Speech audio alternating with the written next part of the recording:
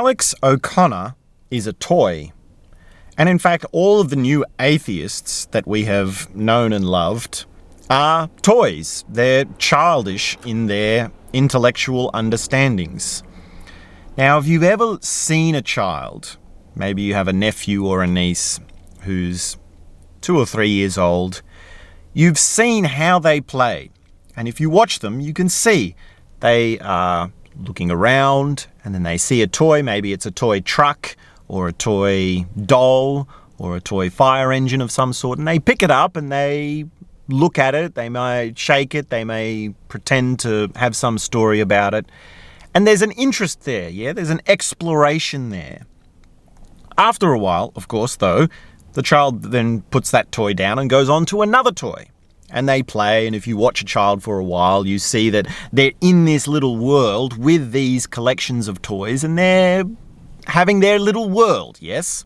Now, when we have someone grow a little bit older, and they grow to be rational, and they turn into a businessman or a woman, they basically do the same thing again, but with material things. They have the jet ski, they have the house with the tennis court and the pool, they have the supermodel wife, they have the yacht, they have the trip to Europe.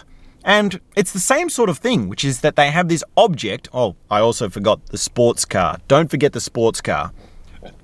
But it's the same thing, yes? They have an object which they explore and they play with for a bit, and then they get a certain feeling and whatever, and then they move on to the next one, and they go around and around, and they're in that little world. And if you're looking from the outside, you can see it very clearly. Now, to be the businessman in that world, that's your whole world. You think that's all there is. You think that that's the calling of life. This is life. This is what it is.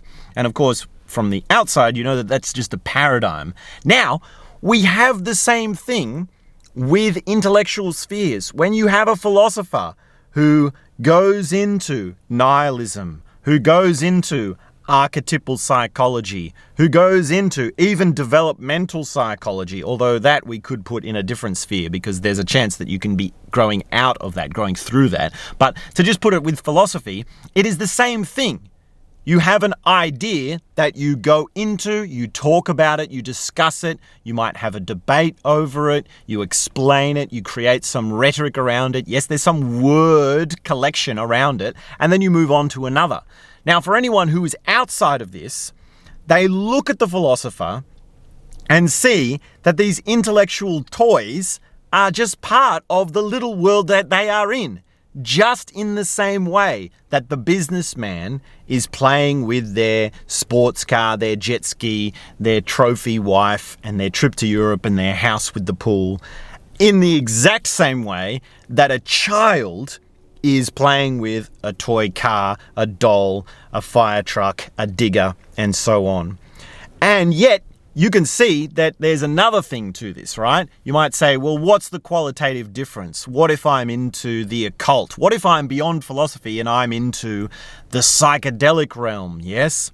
I listen to Terence McKenna and I've done DMT. I listen to talks about mushrooms and alien entities. I understand astrology and time travel and visions from afar, yes? And tarot cards and all the rest of it. And you could say, well, at least with the occult, at least with these things, you're interesting, right? With the businessman and the philosopher, you get bored pretty quick and it looks quite childish. At least with the occult, at least with the things that are weird and wacky and out of this world, it's interesting and it's different, yes? But even then, there is something childish about it.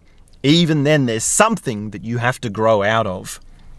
Now, Alex O'Connor is very much a toy, very much childish, because he plays with the same ideas over and over again. And yes, those ideas are valid. Yes, those ideas are entertaining. Yes, he wins debate. Yes, he discusses paradoxes and classic conundrums of philosophy and different things like this. And yes, it's very interesting and it's great, and there's an art to doing that with articulate words and clear rhetoric and a great way of speaking. Yes, that's fine. all perfectly valid, yes? Just as you wouldn't go up to a child who's 3 years old and say, why are you playing with a fire truck? Why are you playing with a doll? Stop playing with a doll. Go and get a job. You know, the child's 2 or 3 years old. That's their time to be there. Just as you also wouldn't go up to the businessman and say, why are you marrying a trophy wife? Why are you living in a house with a pool and a tennis court? Why are you driving a sports car and taking trips to Europe every year? You wouldn't say that because you would just let the businessman be that. Now, of course, people do say that about the business people because we see how ridiculous it is. And yet also, you wouldn't say this to the philosophers, right? You wouldn't go to the rationalists and the new atheists and say, oh, Richard Dawkins is wrong, Christopher Hitchens is wrong, Dan Dennett is wrong. No, let them talk. Let them expound their ideas. Let them say what their philosophy is. Let them write their books and enjoy their books, yes? You can enjoy it and take it on. There's so much value in that. And yet, you and me, we have to grow out of it. We have to let them be children while we grow out of it. There is a vast spectrum of consciousness that is far beyond all of what we could call childish play with toys.